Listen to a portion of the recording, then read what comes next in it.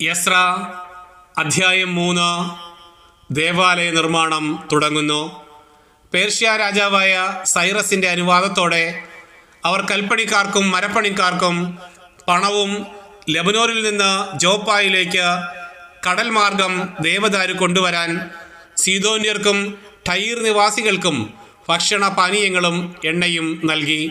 അവർ ജെറുസലേമിൽ ദേവാലയത്തിലേക്ക് വന്നതിൻ്റെ 2-ാം വർഷം 2-ാം മാസം ഷെയാൽതീയേലിൻ്റെ മകൻ സെറുബാബേലും യോസാദാക്കിൻ്റെ മകൻ യെശുവയും കൂടെ തങ്ങളുടെ മറ്റു സഹോദരന്മാർ, പുരോഹിതന്മാർ, ലേവ്യർ, പ്രവാസത്തിൽ നിന്ന് ജെറുസലേമിൽ വന്നവർ എന്നിവരോടൊപ്പം പണി ആരംഭിച്ചു. കർത്താവിൻ്റെ ആലയം നിർമ്മിക്കുന്നതിൻ്റെ മേൽനോട്ടം വഹിക്കാൻ 20 അതിനുമേലും പ്രായമുള്ള ലേവ്യരെ നിയോഗിച്ചു.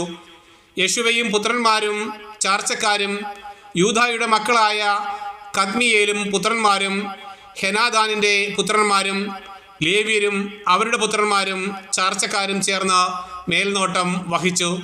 കർത്താവിൻ്റെ ഭവനത്തിൻ്റെ ശിലാസ്ഥാപനം ശില്പികൾ നിർവഹിച്ചപ്പോൾ ഇസ്രായേൽ രാജാവായ ദാവീദ് നിർദ്ദേശിച്ചിരുന്നതനുസരിച്ച് വിശുദ്ധ വസ്ത്രങ്ങൾ അണിഞ്ഞ പുരോഹിതന്മാർ കാഹളങ്ങളും ലേവ്യരായ ആസാഫിൻ്റെ പുത്രന്മാർ കൈത്താളങ്ങളും ആയി കർത്താവിനെ സ്തുതിക്കാൻ മുൻപോട്ട് വന്നു.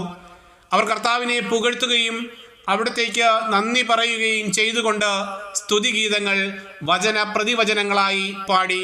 കർത്താവ് നല്ലവനല്ലോ, ഇസ്രായേലിൻ്റെ നേരെയുള്ള അവിടുത്തെ സ്നേഹം എന്നേക്കും നിലനിൽക്കുന്നു.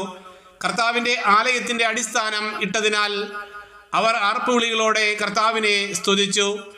അനേകർ ആഹ്ലാദത്താൽ ആർത്തു വിളിച്ചെങ്കിലും ആദ്യത്തെ ആലയം കണ്ടിട്ടുള്ള പുരോഹിതന്മാരും ലേവ്യരും കുടുംബത്തലവന്മാരും ആയ വൃദ്ധന്മാർ ആലയത്തിന് അടിസ്ഥാനമിടുന്നത് കണ്ട് ഉറക്കെ കരഞ്ഞു. സന്തോഷധ്വനികളും വിലാപസ്വരവും തമ്മിൽ വേർതിരിച്ചറിയാൻ കഴിഞ്ഞില്ല. ജനം ഉച്ചത്തിൽ അട്ടഹസിച്ചതിനാൽ ശബ്ദം വിദൂരത്തിൽ കേൾക്കാമായിരുന്നു.